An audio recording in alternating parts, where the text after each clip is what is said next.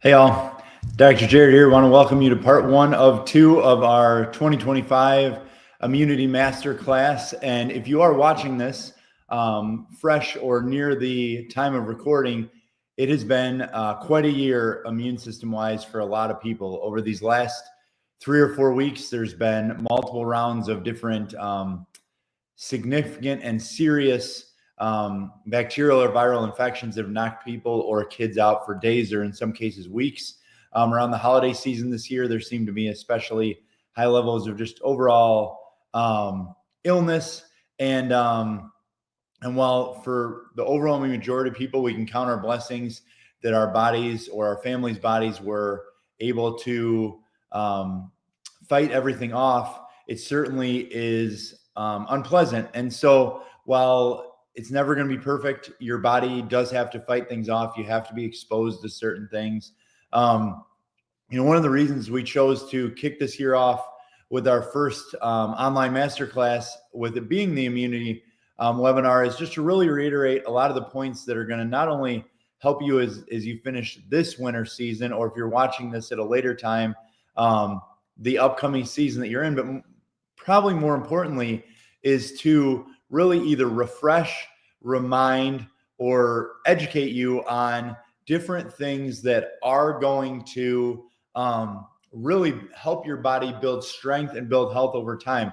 And why that's important is not just for you. So, in our current era, it is, one of those times where depending on your belief system, some people are comfortable or confident in criticizing people for exposing other people to their germs or to their infections or whatever it might be. And so, as we look at this, there's a couple components to this, and by no means am I telling, anybody how to think, but the first component is, and this is why disease spreads, is that often, and depending on what research you read, as much as 50% of the time that somebody is transmitting the infection, the amount of time they're contagious, they are asymptomatic, meaning they don't have any symptoms, so they couldn't even know or avoid infecting you. And then if you really look at it, the early symptoms aren't bad enough that most people would avoid.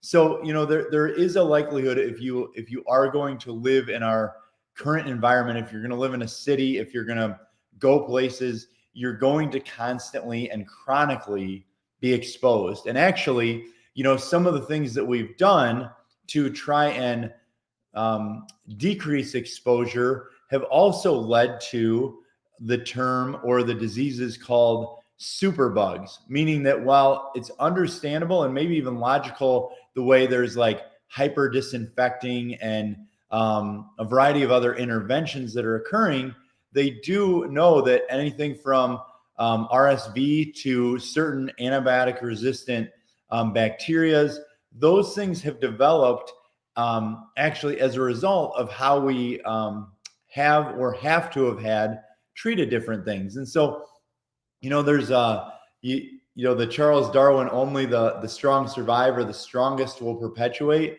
Unfortunately, during the management of some of the infectious diseases that often are done for comfort, there has been a decline in overall immune system function and or a rise in the strength of bacteria and viruses that you're exposed to. And so one of the cool things about the last 100 years is just the amount of sanitation, the amount of clean living we've been able to do, getting sewer water away from drinking water, being able to use hygiene.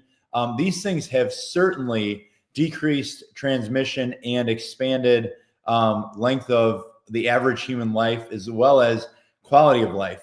But the first thing that I want to make sure that we touch on, and these would be some good things to Google or to research yourself, but the first thing is the germ theory itself. So the germ theory at its simplest form, in my extrapolation of it, looks at if you're exposed, could you get sick? Which again, there is validity to. There's truth in the germ theory. Where the germ theory misses, in my opinion, is one of its countering theories, which is called terrain theory. And if you were going to use the term terrain theory. What terrain theory really looks at is how strong is the host, and the host in this case is you or somebody that you love. And so what the majority of the data shows is that you are actually chronically exposed. I mean, you're exposed to viruses and potentially disease-causing viruses every day. You are not only exposed, but you have viruses and bacteria actively living on you and in you in any given day. Probiotics are healthy bacteria that line your gut and a variety of other places in your body. So what we're really looking for is homeostasis, or a symbiotic relationship. And really, those big words just mean what we're looking for is we're looking for it to work for us. We're looking for our body to use it as a positive, not a negative. And so terrain theory, I think, complements very well germ theory in that it should empower you that by doing the right things consistently, you give yourself a better chance to either not even express symptoms of infection or immune system function, but even if you do, to have it for less length and less intense. And let's not forget that when we talk about, immunity and letting your body do its thing, it's not just about whether you feel good or not, or whether you're at risk of dying of an infection. Your immune system fights all sorts of diseases. Your immune system every single day is working to find, encapsulate, and kill cancer cells. Things like your body having a fever are shown to kill certain antagonistic bacteria or viruses or different things, and are shown to actually decrease somebody's risk of heart disease. You know that literally the top 2 killers in America helping your body be exposed and fight infection are shown to strengthen its ability to fight those diseases as well. So there are just a lot of good things when you trust your body to heal itself. And maybe a better way to say it is empower your body to heal itself. And so what we're going to do over these 2 master classes is both talk about the what and the why, but then also the how. What can you do to strengthen your body? What can you do if you do get sick? And so we're going to cover a wide spectrum, not maybe an all-encompassing series of factors, but we're going to cover everything from exposure or previous exposure to infection. We're also going to cover many, many factors of health, like body weight, inflammatory responses, sleep, food and nutrition, supplementation, chemical consumption like caffeine, THC, alcohol, other toxicity-based things, which can include medications, stress, genetics, fitness, and also the way that you may be using our current medical approaches to treat your body when you do get exposed to an infection, or when your body is not functioning at its optimal level. So we're going to cover all those things in a very short period of time, in less than the next 60 minutes, broken up into 2 parts. To top that off, we're going to dabble just slightly into why is this happening now, especially to healthier people. And so there are a few families in the office that I can say, like, my heart flat out goes out to, because they're doing a lot of things right, and they're still maybe fighting infection more than they have in the past, or they're getting sick for a variety of reasons. And there can also be, some silent things like in your home, exposure to mold, or there's things that we can't control, like the way viruses or bacteria mutates, whether naturally or in a lab. And so one thing that likely most of us never thought was going to be an even topic of discussion, in the news or in your social groups, is how many laboratory made or man-made viruses there are, and if you've been exposed to them. And so, to be very simplistic, and we're not going to, like I said, we're not going to spend a ton of time on this, but you think about COVID-19, by the majority of sources agree and indicate, even in the federal government, that COVID was originally developed in the Wuhan lab. Now, certain countries don't deny that it ever escaped, how it got out, what happened. Again, that is not the point of this immunity seminar. But there is a reality that if there's one man-made virus, have there been several? Additionally, if there is even one man-made virus, there's also the possibility of mutation. And that's, you think about, let's just use the flu. The reason people can get the flu year after year is not that they keep getting sick from the same flu in the overwhelming majority of cases. The reason why people get the flu year after year is that it mutates. It's estimated that the flu has at least 4 different forms by the time winter rolls around every single year. And that mutation, your body does not have full immunity to. So when you get the flu, you get sick and you let your body heal it on its own. For the overwhelming majority of people, over 99% of people, they can't get that flu again. But yet, if they get exposed to another flu and their immune system is hampered or weakened, then they run the risk of getting the flu, but it's not the flu. It's not the same flu. It's a slang term or a grouped term for a description of a whole series of viruses. And so there is the possibility, and again, I have no idea if the mutations that occurred are man-made, but if they were, one thing that does logically link up is then you do not have near the immune response as you do to viruses that your body's been exposed to consistently over your lifetime. And so unfortunately, you're more likely to have to fight off, even if you're healthy, some of these colds, flus, different types of viruses that are being spread in this current era. And so again, over time, the hope is that every human, or the overwhelming majority of people, will develop a very strong terrain to whatever this new group of viruses that we're exposed to are. But we just don't know. And that's just one possibility for why this could be happening now, or why total infections. There's a variety of others that include things like shedding, other things that cause immunocompromised people, weakened immune systems for a variety of things. But let's really talk about, for the majority of our time here today, what we're really going to spend some time on is how to boost and how to manage. So starting pretty simply with supplementation. I think most people know vitamin C is a great vitamin for helping your body fight off infection. And in fact, it's actually shown to be more effective preventatively than it is even retroactively.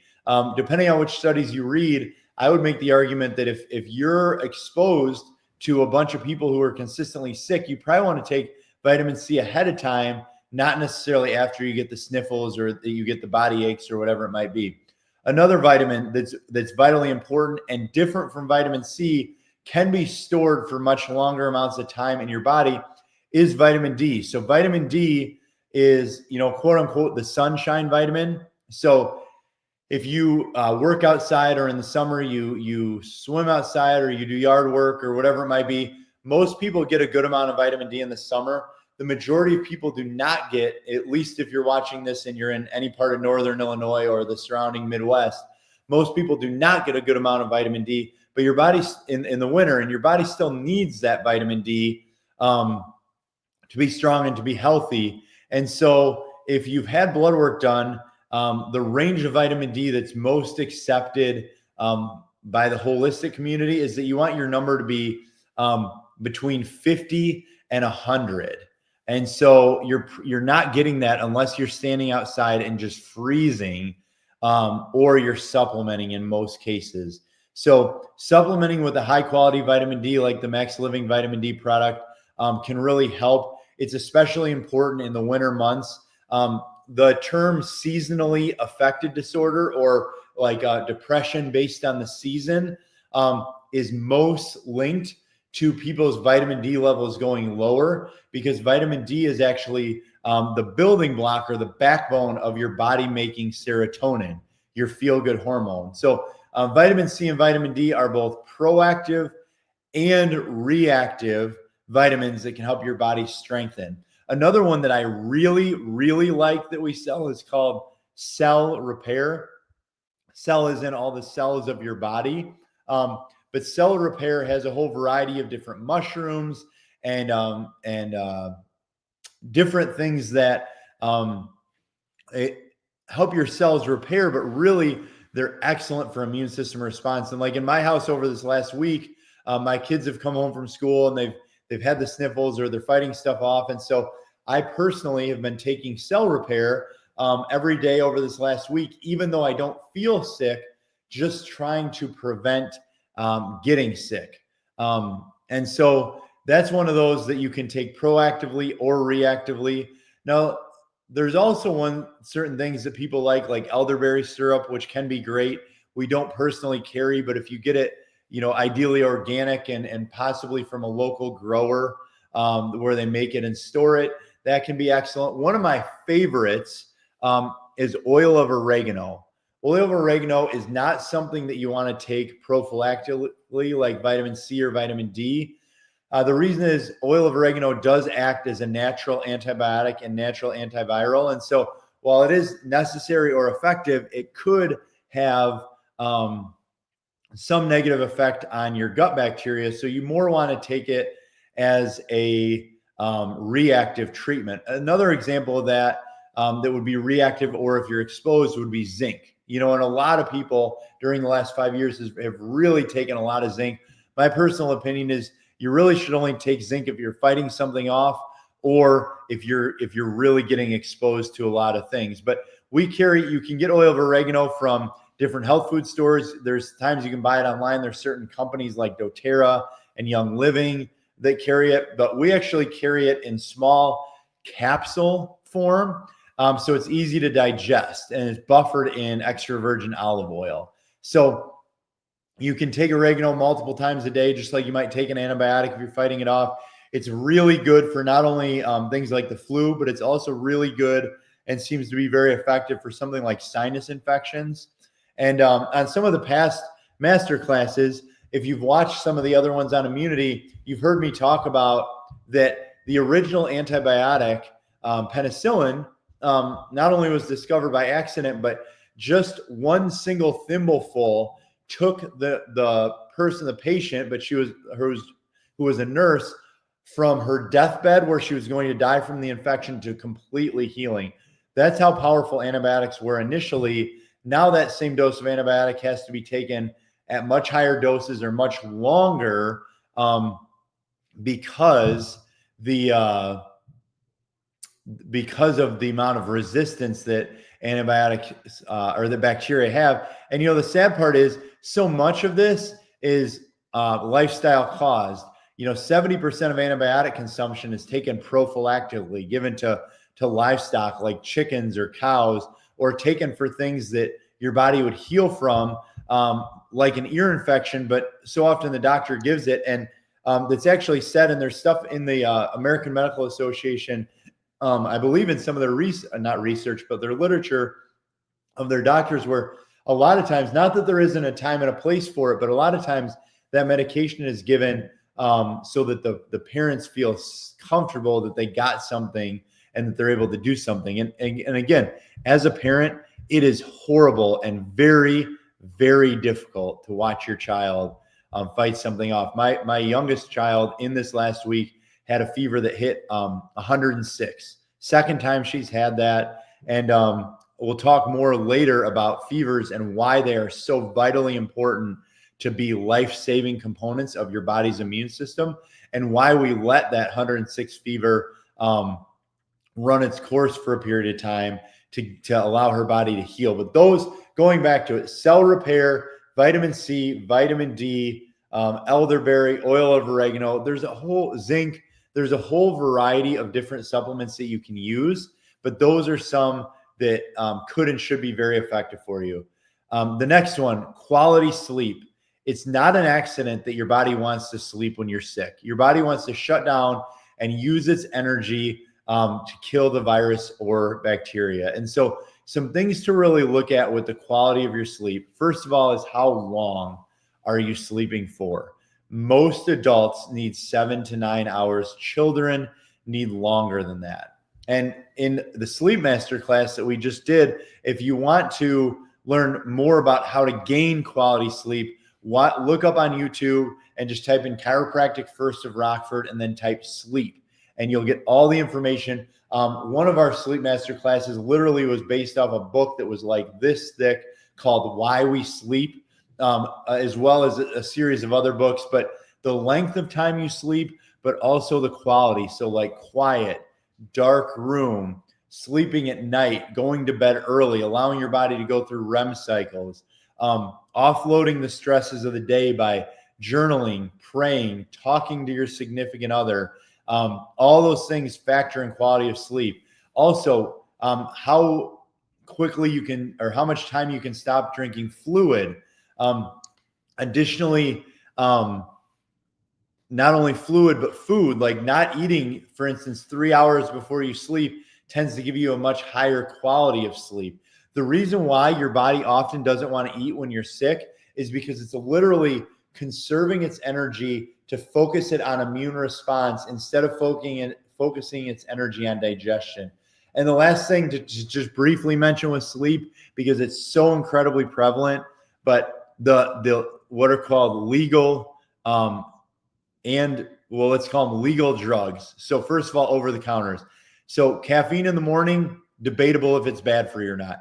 Caffeine in the afternoon, not debatable if it's bad for you or not. And if you need to get rid of your afternoon caffeine so you can sleep better, we carry a product called Max Fit, which has green coffee bean extract with no caffeine and a variety of other things that can be exceptional. We also carry a supplement called Sleep and Mood, which has both melatonin and 5-HTP that can really be effective for helping you get better quality of sleep. But more than just caffeine, other drugs. So for instance, alcohol at night, alcohol affects your body's ability to get into deep sleep and to what's called micro trauma process, which basically is process the traumas of your day. Additionally, on top of that, THC, so not CBD, but THC, many people use that because they sleep quote unquote harder or they sleep better. But again, it affects micro trauma processing and the amount of deep healing, rejuvenating sleep that you can get. And there are also a variety of medications that do that. Sleeping pills are horrible for your actual quality of sleep. Not saying if they're necessary or not, but they're horrible for the quality. Also, certain medications like Benadryl and different things that cause you to become tired, muscle relaxers, things like that. They can hinder your healing ability. And if your healing ability is hindered, you're certainly more likely to get sick. Your immune response is weakened. The next thing, food. It's probably self-explanatory, but junk food weakens your immune system. When you have to process red dye number 40, margarine, other damaged sugars or bad fats, your body has to use extra energy to do so, and therefore does not have as much energy to use for your immune system. So things like whatever, Taco Bell, other toxic fast foods, processed foods, simple carbohydrates, anything with sugar, or even worse, artificial sweeteners like sucralose, aspartame, Splenda, whatever. These things are incredibly damaging to your immune system. Toxic and bad fats, so cooking in vegetable oil, not using grass-fed butter, so things that would be helpful. Eating real foods. And again, there's an entire nutrition seminar on this. So this is about immune response. So we're only going to hit the highlights, but toxic foods and high processed foods, any extra chemicals, preservatives, any of that stuff, horrible for your immune system. The flip side of that is there are certain foods that are really helpful for your immune system. So for instance, natural vitamin C is expressed in very colorful fruits and vegetables. many medicines and essential oils are derived from different plants, and though they have medicinal qualities. So eating certain plants that are shown to have, healing, or the vitamins or the minerals that are in there. Some of the other phytonutrients, they're called, can really be healthy, can really be immune responding, and can also support your body's either cleansing or development of antibodies, natural killer cells, and all these different things, white blood cells that really kill it. So food, Hippocrates famously said, "Let food be thy medicine." I still think that is one of the best ways to look at what you're putting in your mouth, how you're digesting it, plays a huge role in your overall immune system function.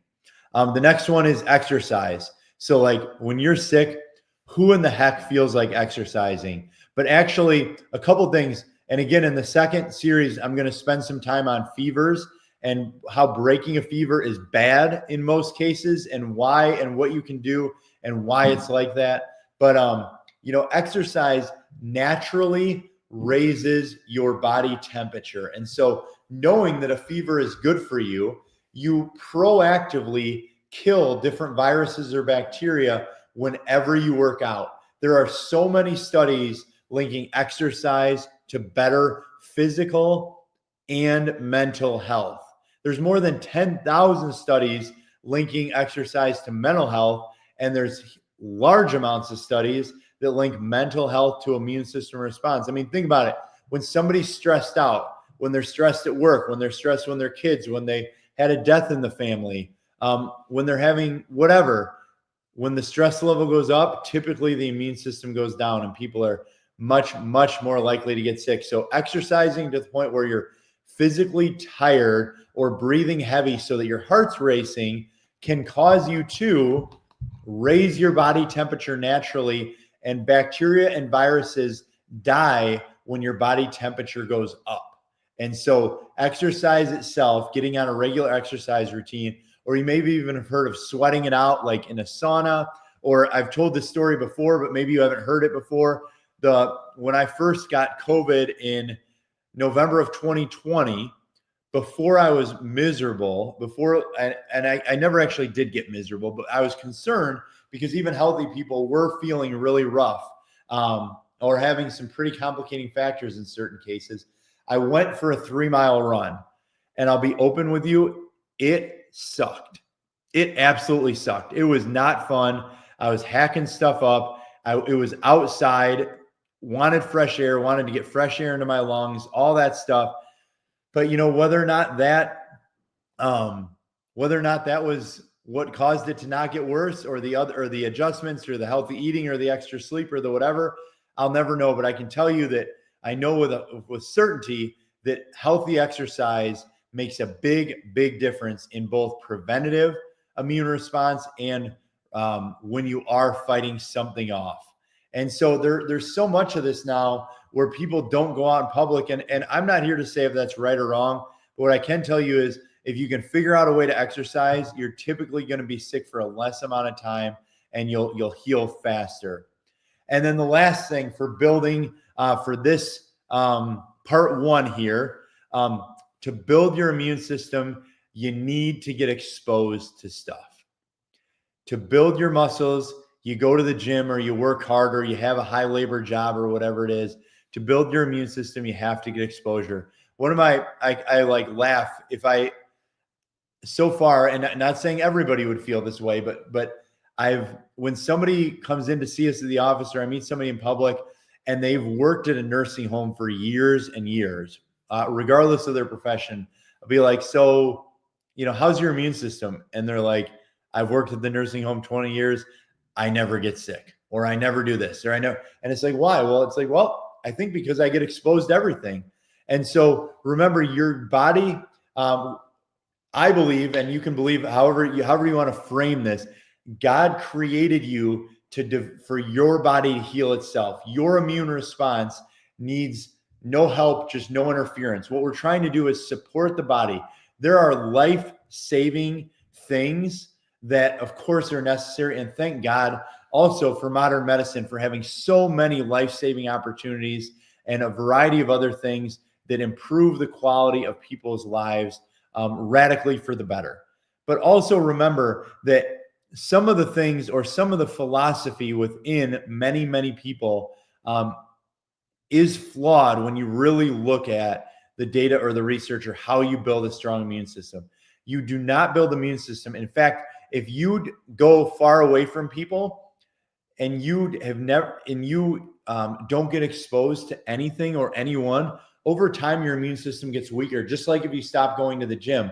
I mean, you can even trace it back. So like, if you like history, look at one of the ways that, unfortunately, this country was developed. Well, there as other countries or people from other nations or other continents came on, different people did not have, that were less exposed or had lived less communally, were exposed to new viruses and bacteria and got very sick, and many of them died. You need to be, now that's an extreme example. But in this day and age, you're living around people. Exposure is a good thing. If you're healthy, if you're immunocompromised, if you have stage 4 cancer, if you're very sick, if you're just in the hospital, whatever, maybe you do need to stay away from people and kind of stay home and whatever. But healthy people should get exposed. It's literally the concept behind vaccination. Whether you agree with vaccination or don't agree with vaccination, whether you believe it causes more harm than good or not, regardless, if you look at the concept is, in a healthy person, exposure at a low dose to develop long-term immunity. Now, again, in the example of vaccination, the issue that I have with it, or the flaw that I think most people don't see, is that if you're artificially inoculating, they wear off. And so unless you get your adult boosters, which most people don't, you are not inoculated. You are not immune to the things that you're vaccinated from. Now, why I bring that up is that they've shown conclusively that the human body creates a much longer memory to infections if they're exposed in real life live form. The average vaccination lasts 10 years. The average human exposure lasts at least 60. So when you're exposed to the flu, when you're exposed to measles, when you're exposed to whatever, and like I said, this is not to debate right, wrong, or indifferent. That's for you to do your own research and decide. But if you look at it conceptually, actually all parties agree that exposure or building your immune system or having some sort of natural immunity in your body is a better way, so that you're not at risk if you are immunocompromised for getting sick, specifically in the form of getting sick that would cause death. So exposure and building your terrain or building the strength within your body is really the best way to build your immune system when you're healthy. And so building your health and then exposure is the way to have the best level of health year after year, month after month, week after week, day after day. And so the mystery word for this first masterclass is, maybe you guessed it, terrain. Terrain is the first mystery word. Have a very blessed day.